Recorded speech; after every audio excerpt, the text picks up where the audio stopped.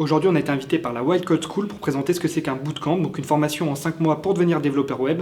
Je vous emmène avec moi, c'est parti.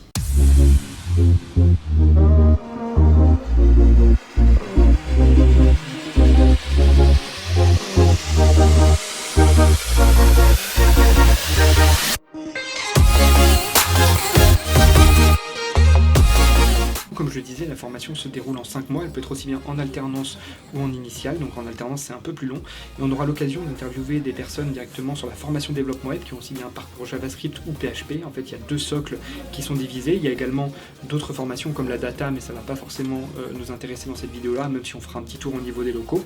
Et en suivant, on aura l'occasion d'interviewer la responsable de campus, un formateur JavaScript et également plusieurs étudiants afin d'avoir toutes les réponses à nos questions. Du coup, dans les premiers plans de la vidéo, on a vu directement l'open space et puis la salle de pause cuisine, voilà. Et puis là, du coup, on va directement visiter les différentes salles qu'on ne peut pas vraiment appeler des salles de cours parce que ça va être des salles où ils sont en équipe projet, ce qu'ils appellent des crews, et on va avoir également les salles de réunion et tout ce qu'il peut y avoir. Donc c'est parti. Du coup, là, on est devant une salle de dojo. Alors, ce qu'ils appellent une salle de dojo, c'est là où ils vont résoudre tous les problèmes d'algorithmie.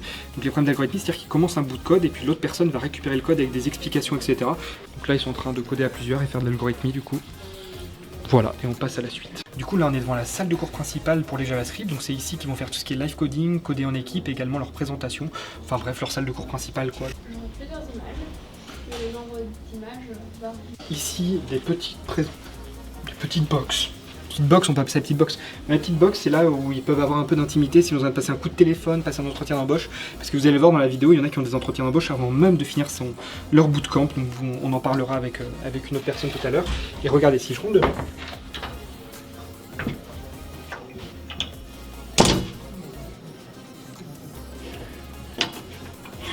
Vous ne m'avez pas entendu et pourtant je disais que vous étiez des super abonnés. Ok, donc là, cette fois-ci, on a la même salle que tout à l'heure, mais pour les PHP. Alors c'est fermé, donc je ne vais pas rentrer dedans. Et ici, ça va être tout le pôle PHP. Donc voilà, rien d'autre à dire. La même que JavaScript, mais pour le PHP. Et enfin, pour terminer, ici, alors c'est pas l'objectif de la vidéo, mais c'est toute la salle qui va concerner les data. Donc on va pas forcément rentrer dedans, mais c'est tout ce qui est pôle data, donc data scientist, data analyst et data scientist s'ils le font en alternance. Voilà, donc maintenant on va pouvoir passer directement tout ce qui est interview pour que vous compreniez un peu mieux le rôle de chacun au sein du bootcamp et que ça réponde à toutes vos questions. Alors moi c'est Clotilde Van Colbert, je suis la responsable du campus bordelais de la Wild Code School. Alors un bootcamp c'est une formation intensive, condensée, où nous du coup à la Wild Code School on propose sur un format de 5 mois. Donc c'est fort en émotion, faut s'accrocher, mais ça vaut le coup et les élèves, on n'en a perdu aucun, ils sortent tous vivants, ça va. Moi du coup je m'appelle Mathias Wimbert, je suis développeur depuis maintenant 4 ans. Profil reconversion, autodidacte dans un premier sens, après formation pour avoir un vrai socle bien encadré du coup à la Wild. À la suite de ça, j'ai beaucoup fait de freelance, beaucoup de petites comme de longues missions, du mal, du codeur, de la start-up. Et du coup, ayant beaucoup, si tu veux, kiffé un peu cette mission de pédagogie pour des gens en profil de reconversion qui ont envie de changer de vie tout simplement et de faire un truc qui les fait vraiment kiffer, j'ai voulu du coup revenir un peu du côté de la pédagogie pour tout simplement aider ces gens-là, quoi. C'est galère. C'est galère parce que forcément, au début, tu as des disparités de niveau, tu en as qui ont déjà commencé un peu à coder, tu en as qui arrivent et qui connaissent rien du tout, même pas l'HTML, CSS. Donc effectivement, tu as une grosse disparité de niveau au début et tu en as une à la fin. Les gens sortent de la formation, ils n'ont pas les mêmes niveaux, ils ont suivi les mêmes cours, ils ont suivi les mêmes quêtes. Sauf que tu en as qui vont être plus ou moins à l'aise. Ouais. Moi c'est De Léon Jason, j'ai 31 ans. Et je suis développeur à la Wild Code School. Ça correspondait plus à ce que je cherchais parce que c'était plus long que les autres et c'est en présentiel aussi. Ce qui est quand même assez différent du t'es seul pendant juste 2 mois en remote. Et c'est titularisant à la fin, donc il y avait pas mal de paramètres qui rentraient en compte dans ce que je voulais faire. Je m'appelle Kevin, j'ai 24 ans et j'ai suivi la session de février à juillet 2023 en PHP Symfony. J'ai très peu d'appétence pour le front et le design de manière générale. Alors c'est un peu compliqué en vrai de répondre à cette question parce que ça dépend beaucoup des personnes et de leur background en fait. Il y en a pour qui les difficultés ça va être les premières semaines parce que là du coup on apprend une nouvelle logique, un nouveau langage. Donc il faut être patient, indulgent envers soi-même et surtout aussi s'accrocher. Oui, il faut un minimum de travail personnel au début si on n'a aucune connaissance. Mais c'est comme tout. Si on veut y arriver, il faut un minimum travailler. Après, nous, on est là pour encadrer, pour aider et pour guider, surtout. Donc, quelqu'un qui n'a aucune base te dira certainement que les débuts sont compliqués. Ceux qui ont déjà été en apprentissage de manière autodidacte, ça va plus faire de la révision. Et en fait, ils vont plus accompagner les autres pour justement transmettre, partager et vérifier du coup que même eux ont bien intégré les notions. Je m'appelle Pierre Mazleg, j'ai 26 ans et je suis en JavaScript. J'étais en reconversion, j'avais déjà fait une reconversion avant. J'ai fait 1 an de paysagiste en fait et c'est vrai que le monde de la tech me plaisait bien. Avant de faire cette formation, je faisais pas mal de hardware, montage de PC, bidouillage, tout ça, bricolage. Et du coup, j'ai vu ça, je me suis dit, bah écoute, vu que l'informatique ça me plaît, autant y aller. Voilà. On fait quand même du front parce que le formateur ça lui tient à cœur qu'on fasse du front, donc on fait les maquettes Figma, on fait tout le front nous-mêmes, on fait quelques trucs basiques en JavaScript, pas mal de CSS. Ok, bah moi c'est Raphaël, donc j'ai 25 ans et j'ai fait la formation JS React. Voilà. Alors j'ai appris beaucoup de choses, notamment en JavaScript et en React. Le teaching assistant, ça va être surtout aider donc le formateur quand, parce que tout seul pour 25 élèves, ça peut être vite très compliqué, surtout quand il n'y a pas de prérequis, donc tout le monde a beaucoup de questions en permanence, parce que c'est que des trucs tout nouveaux que personne n'a jamais vu en fait. Donc il peut très vite être débordé, donc ça va être surtout répondre aux questions, aider les élèves, les débugger, faire des live co aussi, orchestrer des cours. C'est la vraie question. C'est plus... on se sent pas légitime parce que c'est quand même court et t'es en compétition sur le marché avec des gens qui ont fait des écoles pendant peut-être 4, 5 ou 6 ans. Donc de base, il y a quand même une grosse différence. Du coup, moi en tout cas personnellement, je recherche plus une alternance parce que j'ai encore besoin de prendre un peu de galon en étant plus ou moins maintenu, mais guidé avec des cas concrets pour pouvoir vraiment prétendre à un CDI. Là, sortir et prétendre à un CDI après 6 mois, à moins d'être un monstre, c'est quand même très très compliqué. Oui, alors je m'appelle Aurélie et je suis en train de suivre une formation bootcamp en 5 mois en PHP. Donc j'ai eu de la chance parce qu'a priori donc, j'ai un contrat d'apprentissage que j'ai trouvé. Donc je vais continuer sur 1 an de formation en continu, sur forme de 3 semaines en entreprise, 1 semaine à l'école, mais bon c'est en distanciel. Et voilà, donc je vais pouvoir apprendre un autre langage. Là j'étais en PHP, je vais apprendre le JavaScript avec React. Et voilà, ça va vraiment compléter mes connaissances. Je m'appelle Maxime et je suis élève en formation développeur PHP.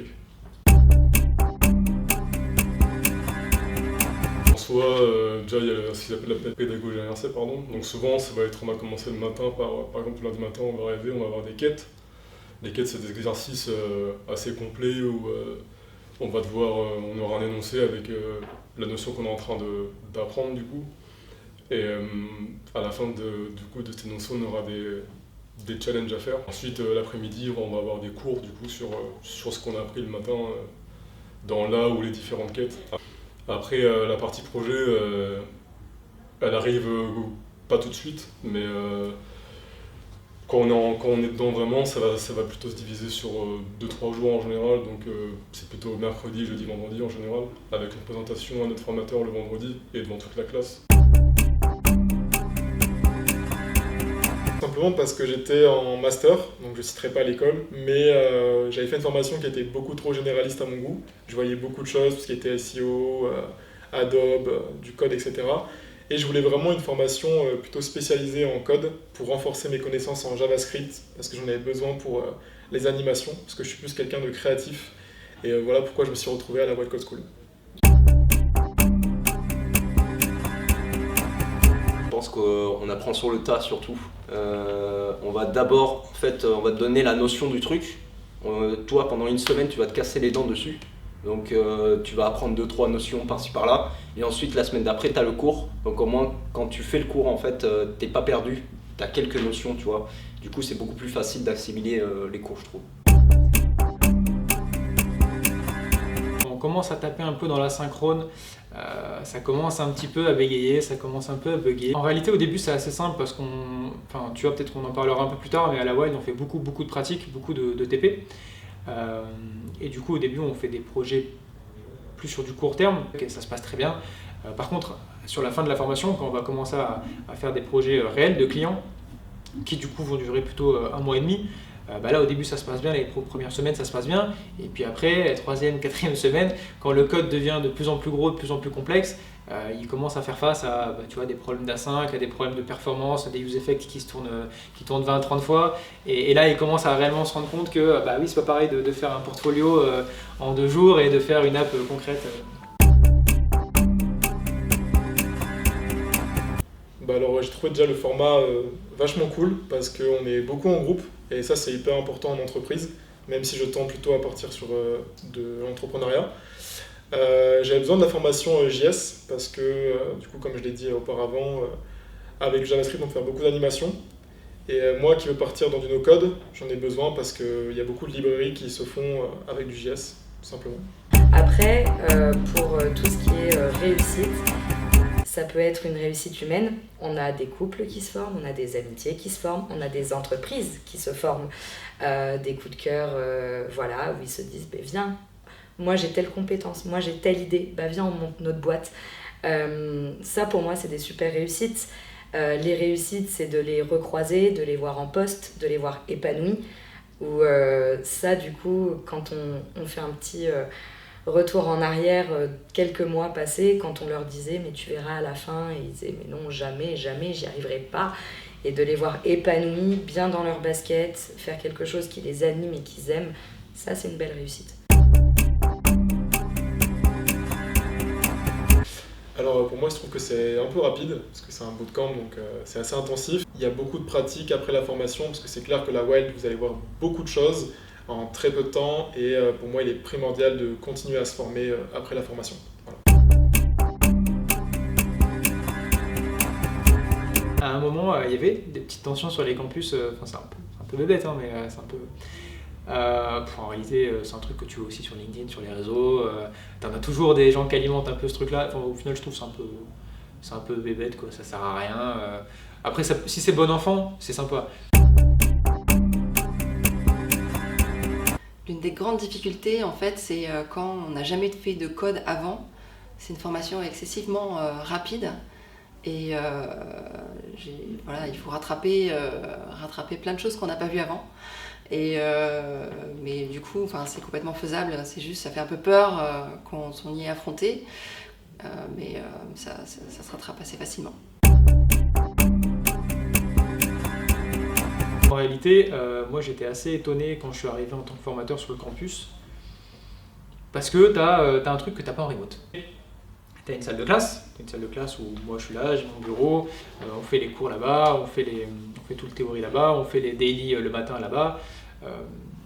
Mais par contre ce qui est cool c'est qu'en fait j'ai mes groupes qui peuvent venir là, travailler dans la cuisine pendant 2-3 heures, qui peuvent aller là, qui peuvent venir parler à des PHP quand ils ont... parce que les PHP en général sont plus calés sur les BDD en MySQL et tout, ils ont plus de connaissances là-dessus, parce que peut-être qu'ils voient un peu plus aussi.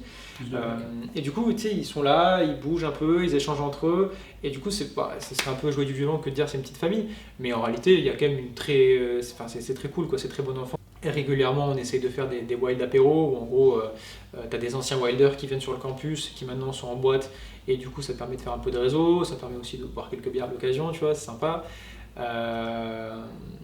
Pareil, après, tu vois, de temps en temps, le vendredi soir, avec les étudiants, on va aller boire un coup là, à côté.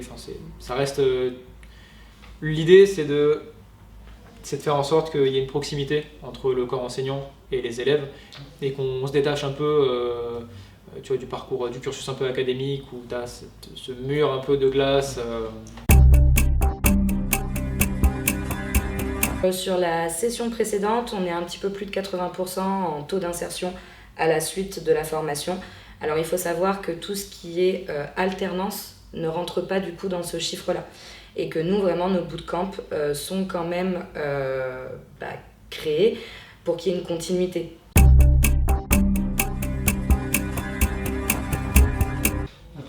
Franchement, globalement, ça se passe bien. T'en as qui font 5 mois de bootcamp JS React et qui partent faire du Angular ou même du PHP. Enfin, c'est des trucs qui arrivent assez souvent. Parce qu'en fait, en général, quand tu as une boîte qui va venir embaucher un welder ou quelqu'un sorti de bootcamp, j'ai l'impression que la plupart du temps, tu as deux possibilités. Tu as les startups qui vont venir embaucher quelqu'un pas trop cher et qui vont le faire monter en compétence sur sa stack. Et tu as l'autre cas de figure où ça va être des grandes boîtes qui vont venir en fait embaucher un profil qui a des soft skills, des hard skills, et qui vont vraiment être dans une dynamique, dans une motivation de vouloir faire monter en compétence la personne. L'âge moyen sur cette promo-là, parce que ça change beaucoup d'une promo à l'autre, du coup. Donc quand je dis promo, c'est une session, donc on parle d'un bootcamp de 5 mois. Là, sur cette promo actuelle, on est sur une petite trentaine, donc je dirais vers 28 ans en moyenne d'âge, sachant que le plus jeune a 20 ans. Et le plus âgé, on ne dira pas, mais se tourne plus vers la cinquantaine que la vingtaine. Et par exemple, on a un groupe de 5 personnes, mais il n'y en a qu'un seul qui est devant l'ordinateur. Et du coup, à tour de rôle, on doit coder et trouver une solution sur un seul ordinateur. Et quand il y en a un qui code, les autres doivent se taire. Et une fois le temps écoulé, la personne lâche l'ordinateur et le laisse à quelqu'un d'autre. Et du coup, c'est à cette autre personne de continuer à résoudre le problème.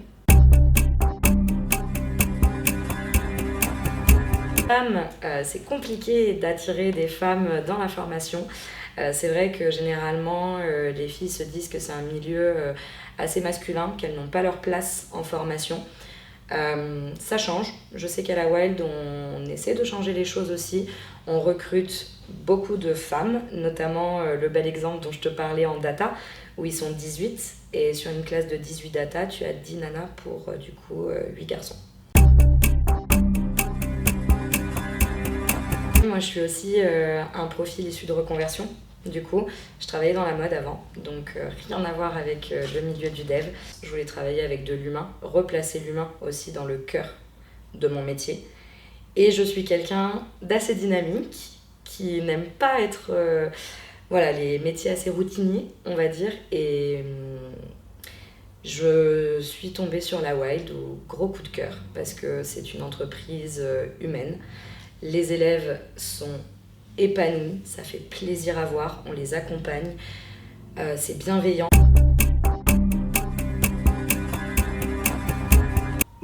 Oui, complètement. En fait, moi je suis partie vraiment de zéro. Et c'était vraiment bien parce que même au niveau de la préparation, il y a une petite quête de pré-rentrée sur laquelle on peut s'évaluer, un petit peu monter en compétences. On nous dit où aller se former si on veut commencer un petit peu à se former avant de commencer. Même il y a des apéros auxquels on peut participer quand on n'est pas de la Wild Code School, et on peut rencontrer des élèves actuels et des anciens élèves qui peuvent aussi nous recommander qu'est-ce qu'on peut faire pour monter en compétences avant de commencer. Et puis, même si on n'est pas monté en compétences avant, je pense qu'on peut l'intégrer comme ça. Il y a vraiment toutes des étapes pour nous aider à bien s'accrocher dès le départ. Mais voilà, c'est sûr qu'il ne faut pas y aller la fleur au fusil, il faut s'attendre à un peu bosser. Je tourne cette outro quelques jours après ma visite à la Wild Code School de Bordeaux. Je vais vous donner mon ressenti par rapport au bootcamp, aux méthodes de formation et au niveau de sortie. Alors moi, vous savez, ça fait 15 ans que je suis développeur web autodidacte, et donc du coup, je suis plus capable de donner un peu un avis sur le niveau des élèves à la sortie vis-à-vis de ce que j'ai vu principalement. Donc en gros, moi ce que je pense des bootcamps, c'est que la méthode d'apprentissage, notamment la Wild, je parle pas de tous les bootcamps, ce sont les bonnes méthodes d'apprentissage. C'est-à-dire qu'ils ont directement des soft skills, des hard skills, des bonnes connaissances en code, on les remet avec des cas concrets, des clients réels, et ça c'est très bon. 5 mois, donc c'est très intensif, ils apprennent énormément de choses. Ce qui les rend totalement employables derrière, parce qu'en fait c'est des profils très intéressants, ils ont 5 mois de formation, donc ils vont être recrutés vraiment en tant que junior, ils vont être recrutés souvent avec des salaires un peu plus bas que les autres par des grosses entreprises par exemple, c'est comme disait le formateur notamment, qui est dans la vidéo, et ils vont être recrutés à bas coût, ils vont pouvoir être malléables au niveau des stacks, et continuer l'apprentissage, faire de la montée en compétences directement dans les stacks d'une entreprise. C'est ça qui est très intéressant avec les bootcamps, et que je n'avais pas forcément conscience avant d'aller dans un bootcamp. Cependant, au bout de 5 mois de développement, effectivement, on peut pas s'autoproclamer développeur web. Je pense pas. En tout cas, on est développeur web très junior. On est junior parce que en 5 mois, il y a tellement de notions dans le code, en HTML, en CSS, en JavaScript, en React, on peut pas apprendre tout ça en 5 mois vraiment bien. Donc, effectivement, derrière, il va y avoir de la montée en compétences. Mais en attendant, en sortie de bootcamp, vous êtes très employable et c'est très intéressant pour de la reconversion, ou même si vous voulez rester dans le milieu professionnel et directement faire 5 mois et aller en entreprise directement faire de la montée en compétences. C'est vraiment très intéressant si vous souhaitez un cursus comme ça. Donc moi je recommande les bootcamps, ça va dépendre des profils. En attendant, vous pouvez aller voir le site de la Wild directement en description. C'était Keep Dev, j'espère que cette vidéo vous a plu, vidéo un peu documentaire. Abonnez-vous, ciao.